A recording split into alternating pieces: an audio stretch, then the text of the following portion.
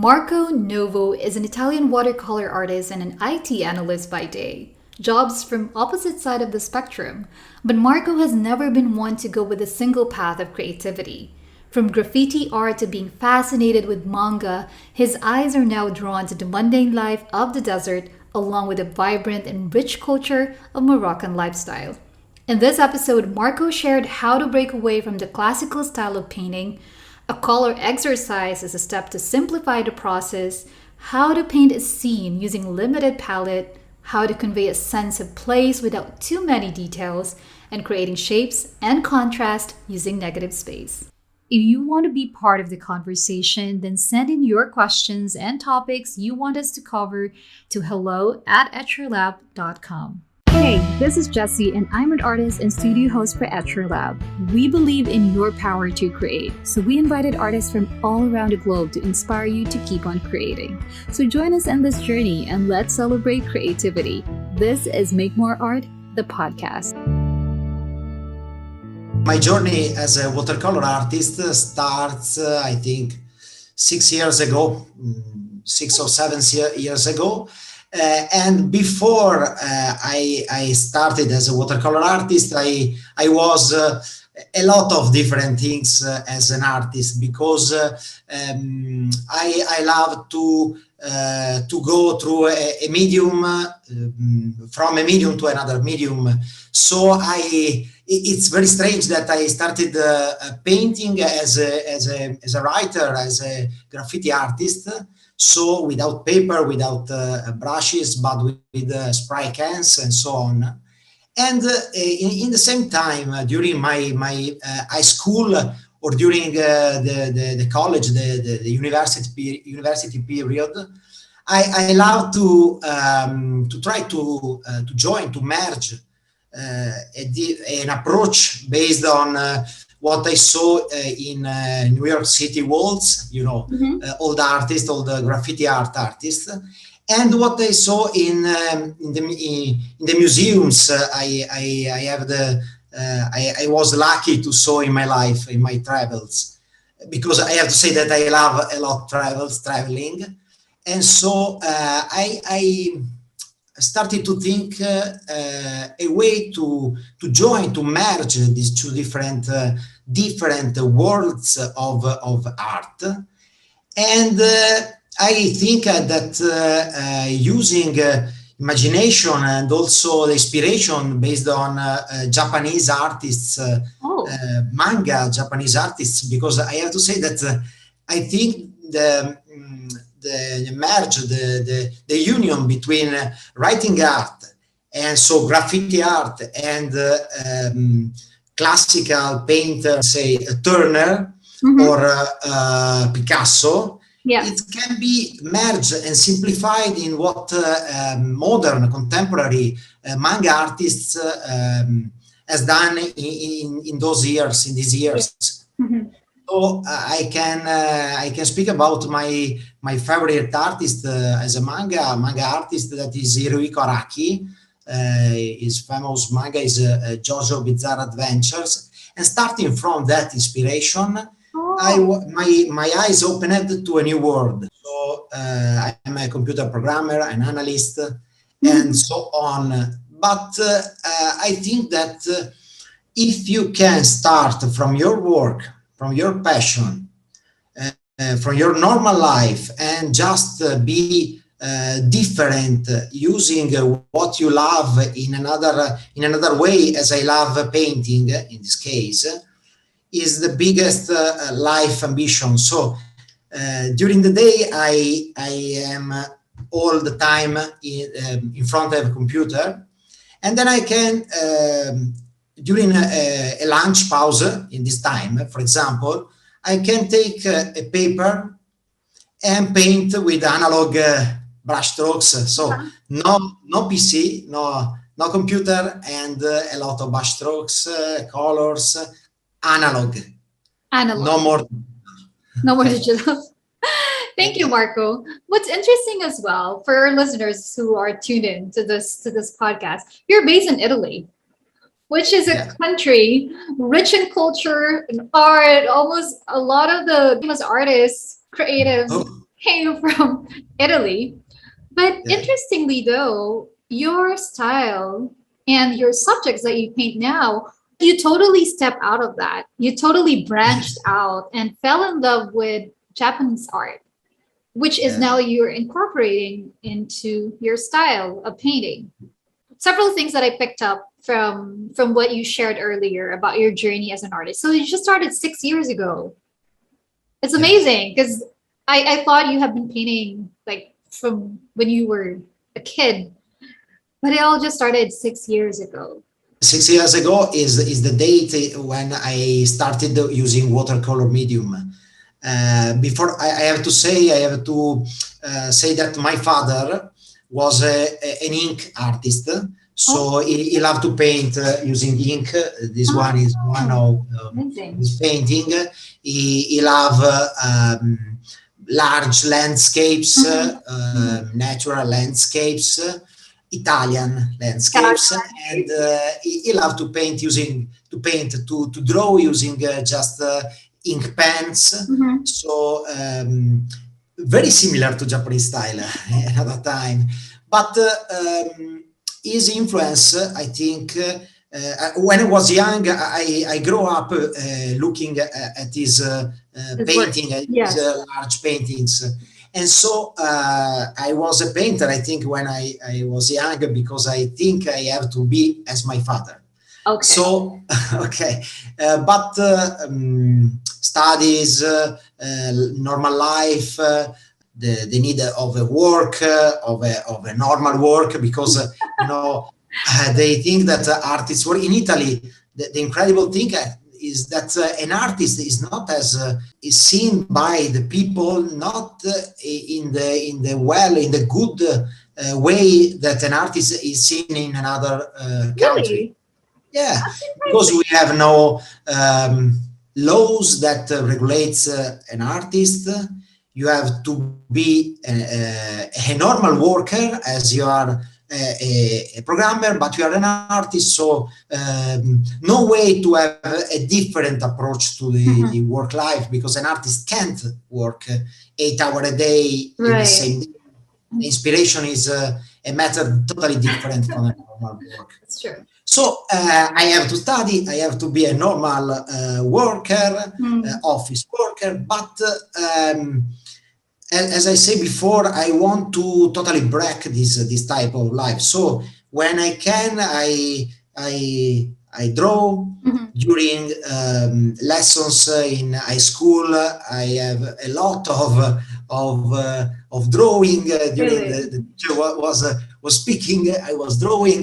So I hope your teacher is watching this episode. I have to say thank you to my teachers, because in my school life I have no problem, Okay. and they just saw I was drawing, but after exams go well, so no problem if I was Okay, drawing that's during good. lessons. That's good to Okay. know, Marco. Okay, let's dive in a little bit more into your style.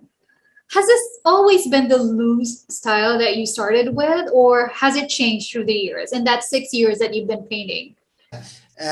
I think I changed my style in a thinked way, 2 or 3 times. Okay. Because I started with an approach with a lot of water. So my style was something, a style that started from a layering of water layering. So all the painting was filled with the color, and there was a lot of wet on wet. Right. And in another change of my style, some years ago, I saw some paintings of Edward Seago, as I said before during my demo on YouTube, and Edward Seago totally shocked me. So I started studying Seago, Edward Seago. Yeah. In English watercolor artist. Oh, okay. Is a master. Okay, and after Seago, I discovered that he was the main influence of John Yardley. So I started to follow, and this is another strange things. I think I started to follow English watercolor artists in my second life of watercolor artists. So I started to be more to do brush strokes with less water. So my style became more stronger with the strongest color. Without water, watercolor become more strong. Right. Yes. So I just passed. I just stepped from a wet on wet style to a more strong style with strong brush strokes. And so now I am a mixed. I am sometimes wet on wet and sometimes strong brush strokes.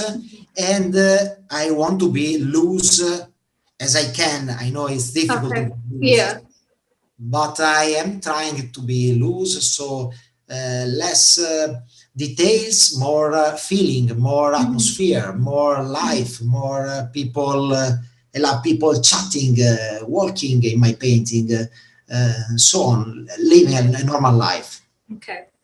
With your style of painting as well, Marco, you talked about simplification. And I really love that about your style. And during your live demo, that was the feedback that we've gotten from your YouTube live, was that how you made everything so simple. And yet you achieve your desired effect, which is very loose, but it's very distinct as well. So can you tell us a little bit more about that process of simplification? How did you develop that style, and how do you go about simplifying such a very complicated scene that, you know, as someone who's starting out would be so intimidated to paint? Yeah, and this is a nice question because I am discovering in this month, in this year, the way I want to simplify paintings. So you can imagine that when I look at a normal landscape during my normal life, when I go in bicycle with my son, you can imagine that I try to close my eyes, and so the scene become more a tonal value, a different tonal value based scene. So you can see different boxes of colors. So a tree become just a splash of green color, extract the lights and shadows from the scene. I think I have read something about this type of simplification in some books, in some artist books. So this is a matter of exercise. A lot of this exercise in normal life, when you saw something you love, I hope it's important to try to do this type of exercise with your eyes, and so I can I hope extrapolate the sense of the scene without all details. So after that, when I am working in studio and I have a photo of a landscape, I do less or more the same simplification. It's interesting. You said that you will just look at let's say it's a very complicated landscape, but you would just simplify the scene by picking up some colors and their values. And during your live demo, a common theme from the questions and feedback was that you used a very limited palette, like just few colors, but you were able to achieve sort of like different variations and contrast within your painting using limited color palette. Can you share a little bit more about that process, Marco? Yeah, this process is really near the simplification process, is an evolution. After the simplification you can do of a complex scene, there is the colors problem. So you have to solve another problem to simplify the use of the colors. As an approach, as a base approach, I love to produce my own mixing, my own colors, secondary colors, starting from primary. So the base idea is that is this base idea I'm going to say to you. You can think that the world is has a lot of grays, starting from the three base colors, the three primary colors. Right. So I am trying to simplify the scene, but also the use of the palette of the colors, as you say. So I move just in one hot color, one hot color, one cold one, and just some dark colors, and try to mix them to achieve other different values colors.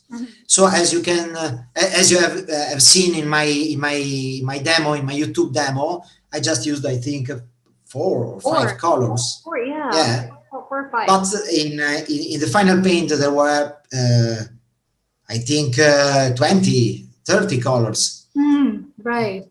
So different. And this is important. You can, as an artist, you can try to simplify your palette and become more good using your simplified colors, and try to mix them, because you have a lot of colors in your simplified palette.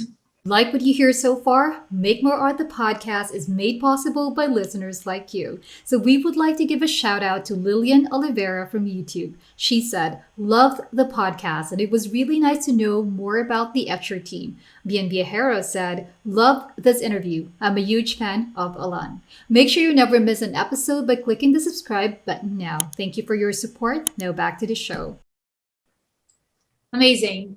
Yeah, you're absolutely right. I know you started with just a few colors. It's a simplified palette, but the end result of that painting, if you look at it, it's as if you use a lot of colors. And one other thing that you really did well in your live demo was your play around negative space, which is you left some white parts and then a color beside that negative space, which created this whole silhouette of images and shapes that's just, I was mind blown after you finished your live demo, because it was so good. So can you share a little bit more about playing around with negative space in your style of painting? Yes, and another sign of my style of painting is, as you say, negative spaces, because I love to extract peoples and what I see in the landscape, or in the photo I'm trying to paint, and the large use of my sign is the large use of untouched paper. So my whites are all paper without color. So the real color of the paper.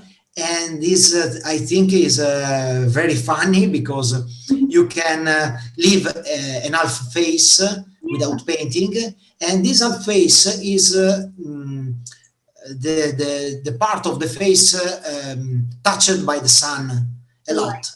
So this contrast, this big contrast between the part of the face normally painted and the part white, ultra white, is something very funny for me and very interesting for the people that see my art.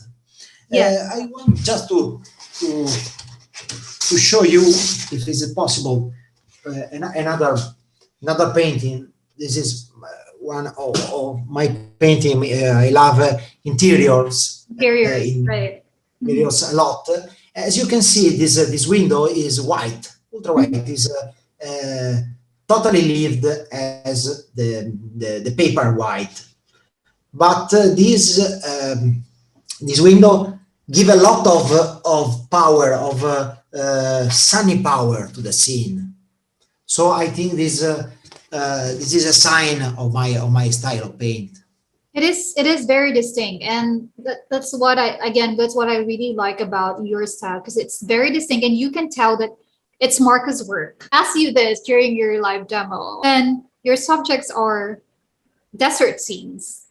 which is sort of really interesting. Can you tell us a little bit more about that? Or what's the background? Why you chose desert scenes? Okay. I love to travel, and I love the world, the different cultures, different scenes. I love also Italian culture, Italian scenes, but I love to travel with the paint, to travel with the painting, to travel with the watercolors. So I just love to select some photos from my travels and select something very strange. So I love to select a scene with a person doing something strange. The base idea is to select something that you usually see in your life, but that can be different, as a person with a dog walking in front of a bar. But these are that's why I asked you during your live demo, because it's so interesting that you live in Italy and expect you to paint like churches, facades of buildings, and the usual al fresco dining or window paints. That's one of the most common things that you would paint. Yours are desert scenes, and you mentioned that these are from your travels and your travel photos. And speaking of subjects, so for your live demo, you did the desert scene. And I know for your mini workshop, you will still be doing something similar, but a little bit more complex. Can you tell us a little bit more about what you will be doing for your mini workshop? Yeah, during my mini workshop, I will try to paint, to teach how I approach to a more difficult paint, I think, because it's a scene from Essaouira. Essaouira is a city, is a Moroccan city, one of the colorist, the colorfully city in Morocco. And I love to paint. I have selected this image from Essaouira, from a photo of the walls of Essaouira, because I love the contrast between the blue sky and the yellow wall and the yellow ground, yellow floor, where people are doing their normal life in a Moroccan life that is really different from my culture. So I love to show turban people, people with turban, chatting, walking, just working. They in that scene they are doing their normal life, and that scene is from a photo. So people are real, chatting and working under that incredible walls, incredible sky, incredible palms tree. So natural life, real life, and we are trying. I will try to paint with you all that scene during the mini workshop. That's exciting, and you will be diving more into your process of simplification, I believe, which really what I think everyone is looking forward to learning from you.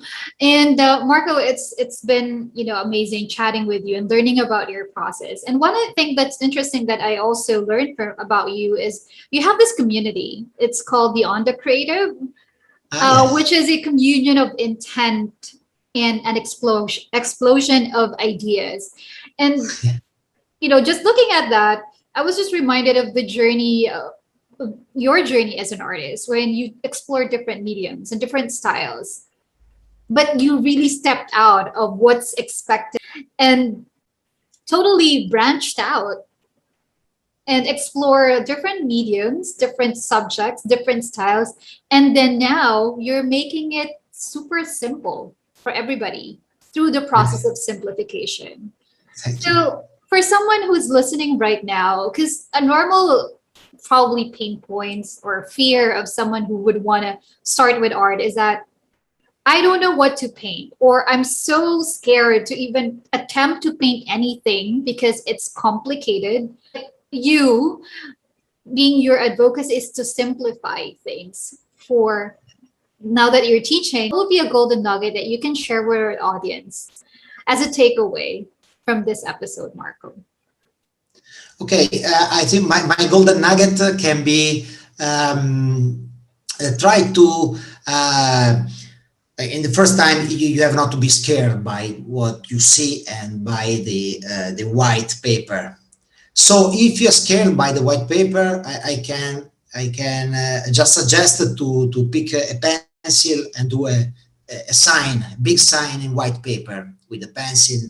After that, you will paint using a watercolor, so no problem with pencil. Yeah. And you can try to just do a sign to start approaching to the paint without fear. The basic idea I can just leave is be free and not scared by nothing. And if what you see is too complex, just pick some color splashes. Start from color splashes, and then all will be simple. And your painting will be more interesting than too detailed painting. So just pick a complex photo, do some splashes, and after that, look at it. So do not be scared and just take away some splashes of colors. Do not be scared with a blank canvas, with your brush, and just go for it. Marco, it's been a fun time chatting with you, and also that community that you created, the On the Creative, which, you know, champion people who are into creating intently and very much into exploring different ideas. Which I think you are very much into that, given your journey as an artist. I know a lot of people will be learning a lot from you during your mini workshop. They did during your live demo, and I think we created really some curiosity around how your process and how you approach painting and the simplification in doing a complex landscape or scene.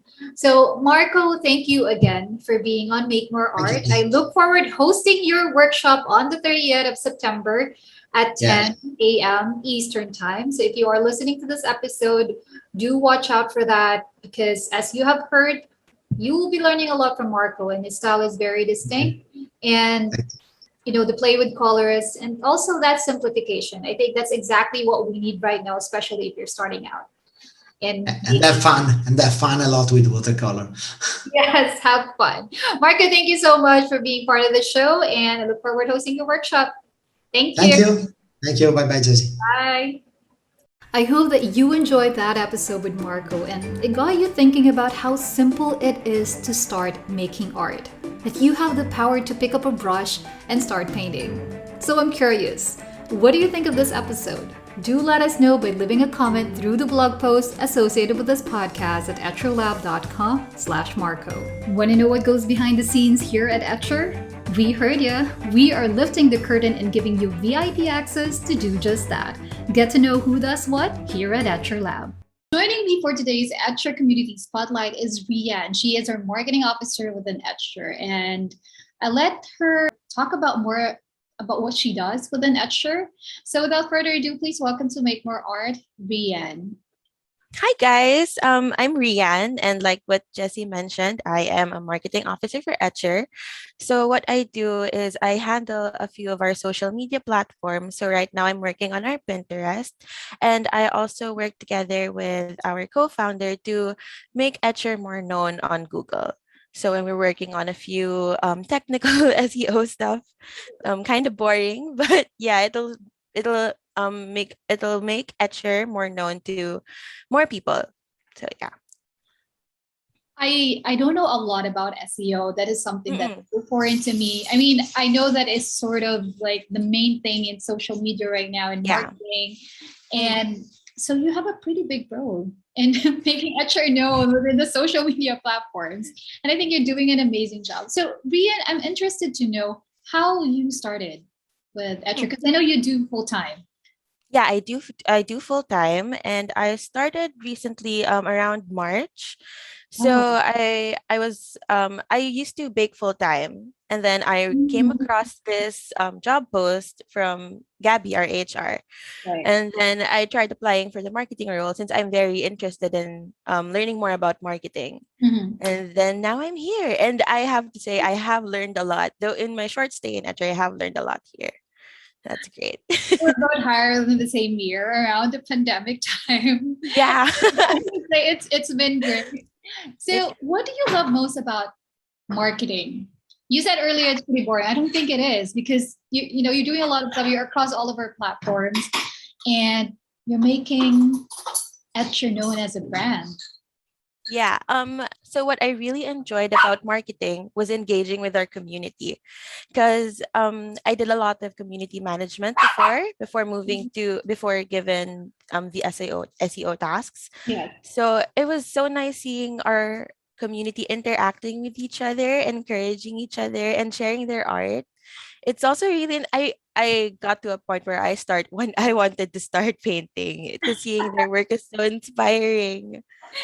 It's funny that you mentioned that because I think everyone that I interview with an etcher, Hmm. except for those who really have been doing painting or art, is that they have started, or it's as if working with an etcher have enticed them to Yeah, like I art. feel like there's an artist inside me. Of course there is. Of course there is. So you love to bake. So I do. I ah, used to bake full time. Yeah. you should. Before working for Etcher, I used to bake full time. I sell cookies. So yeah. Wow, a woman with many talents. That's you. And what's interesting as well as you mentioned that Gabby, our HR Hmm. manager, shared with you the post. And Yeah. it seems like it's a common theme within Etcher that a friend of a friend introduced Oh her, yeah. and then now we're all working because it's the same thing. It's the same story for me and for the people that I've interviewed on the show. And I think that's what's great about Etcher. It's all about Yeah. community. And like what you mentioned earlier. So what you're doing is letting everybody know about the brand, but more Hmm. importantly, is like engaging them to Yeah. be part of Etcher community. What is the best Yes. thing about working with an etcher and your role as a marketing officer? Honestly, the best thing I can say about working about with Etcher would be the people we work with. I think everyone is so easy to work with. Everyone's so friendly, and it's like a family. You're not. It's not scary to approach anyone, and anyone like your ideas will be heard. Everything's collaborative, and I really like that about Etcher. Amazing. Thank you so much, Rian, for sharing bits and pieces about yourself, what you do, and everything that you're doing to make our brand known and to engage our community. Thank you for being part of the show. Make more arts. And yeah, please do start making art and watch out for those cookies. I know you still do. You still I do do. bake. I So do. of the things that you do with that shit. But thank you so much Yeah. for being part of the show, Rian, for taking some time to speak with me. Thank you so much, Jessie. All right. Thanks, Rian. Bye. Bye. We would love to hear your thoughts, so please drop us a 5-star review on the Apple Podcast, or you can find us on YouTube at Etcher Studio. And hitting the subscribe button is greatly appreciated. Thank you so much for tuning in, and we'll catch you again next time. Until then, let's make more art.